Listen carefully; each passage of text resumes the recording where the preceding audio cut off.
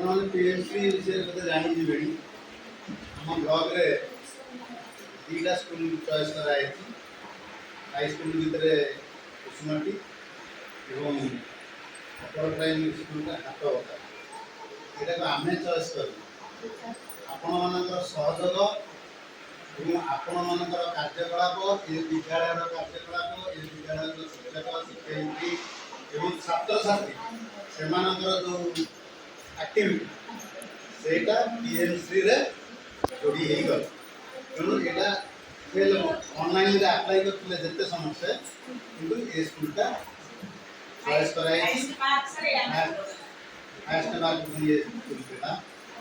ତେଣୁ ସେଥିପାଇଁ ମୋ ତରଫରୁ ଆପଣମାନଙ୍କୁ ଅଶେଷ ଅଶେଷ ଧନ୍ୟବାଦ। ଏ ବିଦ୍ୟାଳୟର ସମସ୍ତ ଶିକ୍ଷକ ଶିକ୍ଷୟିତ୍ରୀ ଆଉ ବିଶେଷ କରି ସିଆର୍ସିସି ଆଉ ବିଶେଷ କରି ବହୁତ ବହୁତ ଧନ୍ୟବାଦ ଦେବି ଯେ ବିଦ୍ୟାଳୟର ପ୍ରଧାନ ଶିକ୍ଷକ। ଆମେ ଯାହା ଦେଖୁଛୁ, ମୁଁ ପ୍ରାୟ 2 ବର୍ଷ ହେଲା ଆସିଲାଣି, ମୁଁ ଯାହା ଦେଖୁଛି ଏ ବିଦ୍ୟାଳୟ ଯାହା ଥିଲା ଏବଂ ଏବେ ଏବଂ ଆଗକୁ ତାର ରୂପରେଖ ଆସ୍ତେ ଆସ୍ତେ ପରିବର୍ତ୍ତନ ହେଇଯାଉଛି। ଶୁଣନ୍ତୁ, ଆମେମାନେ ସମସ୍ତେ ହେଉଛେ ଡେଡିକେଟେଡ୍ କାହା ପାଇଁ? ଆମେ ସମସ୍ତେ ଏକାଠି ହେଇଛେ କାହା ପାଇଁ? କାହା ଆଗକୁ ନେବା ପାଇଁ ଆମେ ସମସ୍ତେ ଆମ ପିଲାମାନଙ୍କୁ। ତେଣୁ ପିଲାମାନଙ୍କର ଗୁରୁ ଦାୟିତ୍ୱ ଯେ କେବଳ ଶିକ୍ଷକ ଶିକ୍ଷୟିତ୍ରୀ ତା ନୁହେଁ, ଏ ଲିମିଟ୍ ସୀମା ଭିତରେ ରହିବନି। ତାଙ୍କର ଦାୟିତ୍ୱ ସମସ୍ତଙ୍କର ଅଛି।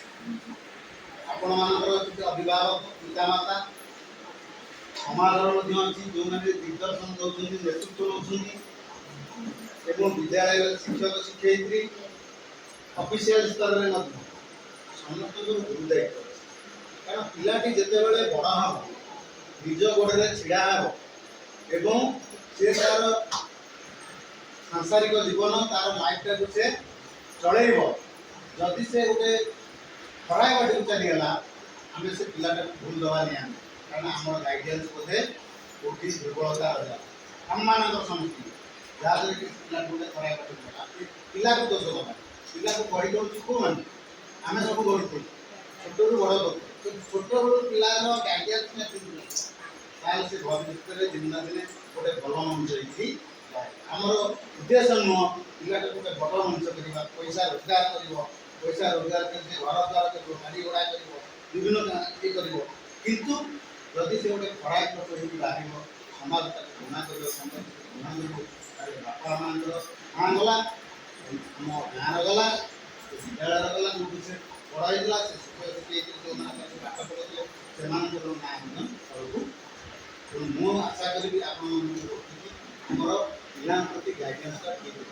ଆଜିର ଏଇ ଯେଉଁ ପ୍ରଥମ ବୈଠକ ଏ ବର୍ଷର ପିତାମାତା ଏବଂ ଶିକ୍ଷକ ଶିକ୍ଷୟିତ୍ରୀଙ୍କର ଏଇଟା ହେଉଛି ପ୍ରଥମ ବୈଠକ। ଏହି ବୈଠକରେ ଆମେ ଆଜି ଶପଥ ନେବା, ପ୍ରତିଜ୍ଞା କରିବା ଯେ ସଂକଳ୍ପ କରିବା ଯେ ଆମ ପିଲାକୁ ଆମେ ସବୁବେଳେ ଠିକ୍ ଗାଇଡାନ୍ସ ଦେଉଥିବା, ସମୟ ଦେଉଥିବା। ମୁଁ କହୁନି ଯେ ଆପଣମାନେ ପିଲାଙ୍କ ପାଖରେ ବସିକି ପାଠ ପଢ଼ା, ବସିକିରି ମ୍ୟାଥ୍ ପଢ଼ାନ୍ତୁ, ଇଂଲିଶ ପଢ଼ାନ୍ତୁ, କି ସଂସ୍କୃତ ପଢ଼ାନ୍ତୁ, ହିନ୍ଦୀ ପଢ଼ାନ୍ତୁ, ମୁଁ ସେ କଥା କହୁଛି। ଗୋଟେ ପିଲା ଯଦି ତାର ଠିକ୍ ଗାଇଡ୍ ଭିତରେ ରହିଲା, ସେ ପିଲା କଦାପି ବିଚ୍ୟୁତ ହେବ। ମୁଁ ଗୋଟେ ଉଦାହରଣ ଦେବି। ଏବେ ମୁଁ ଏନ୍ଡିଆର୍ସି ସ୍କୁଲରେ ଥିଲି, ସେ ଏନ୍ଡିଆର୍ସି ହେଡ଼ମିଷ୍ଟ୍ରେସ୍ କହୁଥିଲେ ଯେ ସେ ଯେତେବେଳେ ରହୁଥିଲେ ବାକ୍ସରା ପାଖରେ ଗୋଟେ ସ୍କୁଲ ଘରେ ସେ ଭଡ଼ା ନେଇକି ରହୁଥିଲେ, ସେ ବାକ୍ସରା ସ୍କୁଲର ଯେଉଁ ସାଂସ୍କୃତି ଟିଚର ତାଙ୍କର ପିଲାଟି ଥିଲା। ଦେଖନ୍ତୁ କେମିତି ସେ ଗାଇଡାନ୍ସ କଲେ ଆଉ ସେ ପିଲା ନେଇ କୋଉଠି ସେ ଟିଚରଙ୍କର ମିସେସ୍ ସେତେ ଭଲ ପାଠ ପଢ଼ିନାହାନ୍ତି, ଜଷ୍ଟ ମାଟ୍ରିକ ଡିଭିଜନ କିଛି ଜାଣିନାହାନ୍ତି, ପାଠ ପଢ଼ି ଆସେ, କିନ୍ତୁ ତାଙ୍କର ଗାଇଡାନ୍ସ କେମିତି ସେ ସବୁବେଳେ ସନ୍ଧ୍ୟା ହେଲା ମାନେ ପିଲାଙ୍କୁ ବସେଇବେ, ତମେ ପଢ଼। ସେ ବସିବେ, କିଛି ଜାଣିନାହାନ୍ତି, ବସାନ୍ତି।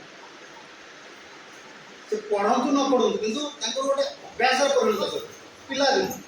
ସେ ପିଲାମାନେ ସବୁଦିନ ସନ୍ଧ୍ୟା ସମୟରେ